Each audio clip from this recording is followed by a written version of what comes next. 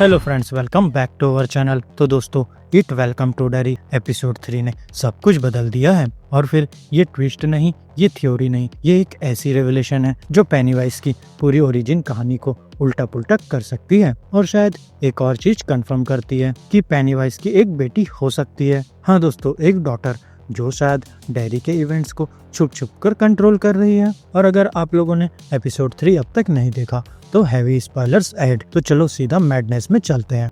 Episode 3 की शुरुआत 1908 carnival का साल। दोस्तों, यही वो साल है जब पेनीवाइज ने नॉन फीडिंग्स किए थे। यहाँ हम फ्रांसिस शॉ को फॉलो कर रहे हैं और तभी कैमरा रुकता है उस पर, एक छोटी सी क्लाउन लड़की स्टारिंग अनब्लिंकिंग रैंडम किड बिल्कुल नहीं। तो फिर एपिसोड 3 को समझने के लिए हमें वो क्लू जोड़ना पड़ेगा जो HBO ने क्वाइटली ड्रॉप किया, इनविटेशन टू सेट वीडियो। उस वीडियो में वही कार्निवल दिखता है और एक मेजर बात कंफर्म होती है कि बॉब ग्रे इट का ह्यूमन फॉर्म सर्कस में परफॉर्म करता था। और फिर ये स्टीफन किंग लॉर से फिट भी होता है। यहाँ पेनीवाइज कोई जन्म लेने वाला क्रिएचर नहीं है। इस एंटिटी ने बॉब ग्रे का फॉर्म चूज किया। और फिर इट चैप्टर 2 में भी बॉब क्लोन मेकअप लगाते हुए फ्लैश विजन में दिखता है। वही फैंस अक्सर मिसेस कर्स वाले सीन को पॉइंट आउट करते हैं जहाँ वो कहती है my father was a clone but that's hallucination. क्योंकि अगर वो सच में पेनीवाइज की बेटी होती तो आज 118 प्लस साल की होती, जो कि इम्पॉसिबल है। तो फिर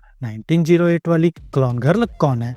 एंड क्रेडिट्स का बॉम्ब। दोस्तों, यहाँ एपिसोड 3 के क्रेडिट्स रिवील करते हैं। उस लड़की का नाम है यंग पेरीविंकल और एक्ट्रेस का रोल रिकरिंग प्रिंसिपल लिखा है, यानी कि वो इम्पोर्टेंट है, वो वापस आएगी और वो स्टोरी का एक बड़ा हिस्सा है। और फिर आता है क्लू नंबर 2, ट्रेलर की शॉकिंग फोटो। दोस्तों, ट्रेलर में लिली एक पुराने फोटो एल्बम को फ्लिप करती है और एक फोटो में बॉब ग्रे खड़ा है एक छोटी लड़की के साथ, और वो लड़की यंग पेरीविंकल वाली एग्जैक्ट सेम एक्ट्रेस। यहाँ सेम ईयर, सेम जगह, same age, same clown outfit. तो दोस्तों, ये कोइंसिडेंस नहीं है, ये ब्रेड क्रम्स है। और ये इम्प्लाई करता है कि बॉब ग्रे की एक बेटी थी, एक चाइल्ड जो सर्कस के साथ ट्रेवल करती थी, एक चाइल्ड जो सब कुछ देख रही थी उस वक्त जब इट ने बॉब का फॉर्म अपनाया। अब आगे बढ़ते हैं 1962 में। यहाँ जूनिपर हिल में लिली एक अजीब सी एल्डरली क्लीनिंग लेडी से मिलती है। नाम नहीं, बैक स्टोरी नहीं, पर एक्ट्रेस को इंट्रो बिलिंग मिली है जो सिर्फ मेजर कैरेक्टर्स को मिलती है। तो उसका ऑफिशियल कैरेक्टर नोट ऑनलाइन है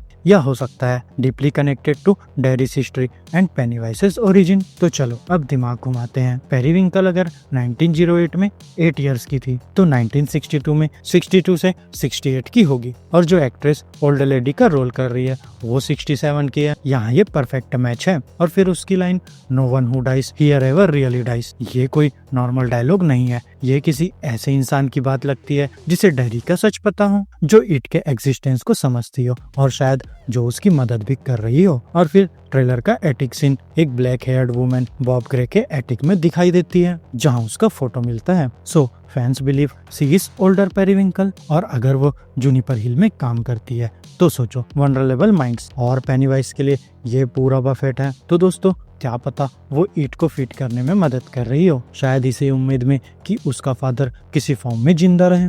द शाइन थ्योरी। अब दोस्तों, इनविटेशन टू सेट वीडियो में डायरेक्टर सर्कस हॉर्न पकड़े दिखता है, वही हॉर्न जो 1908 में यंग पेरीविंकल के पास था। अब इसे क्यों हाईलाइट किया गया? तो इसके लिए फैंस का एक और वाइल्ड गेस, पेरीविंकल के पास द शाइन हो सकता है, एक साइकिक एबिलिटी जो डिक हैलोरेन के एंसेस्टर के स्टोरी लाइन से पैरेलल चल सकती है। तो इमेजिन करो, एक तरफ शाइनर, एक तरफ पेनीवाइज के ह्यूमन लेगेसी का लास्ट बचा कुछ मेंबर, दोनों डेरी के सुपरनेचुरल फोर्सेस को शेप करते हुए क्रेजी बट फिट्स। अब दोस्तों, फाइनल डॉट्स कनेक्ट करते हैं। 1908 की क्लाउन गर्ल, बॉब ग्रे के साथ फोटो, एटिक में reappearance, age match, creepy dialogues, Juniper hill connection, circus horn pop and official description. यहाँ पर सब एक ही कंक्लूजन की तरफ पॉइंट करते हैं। और फिर वेलकम टू डेरी ने शायद पेनीवाइज की डॉटर को इंट्रोड्यूस कर दिया है, बॉब ग्रे की ह्यूमन लेगेसी का एक सर्वाइवर जो डेरी में ही रह गई और शायद ईट की फीडिंग साइकिल में मदद कर रही है। पर बड़ा सवाल यह है, वो विलन है या विक्टिम?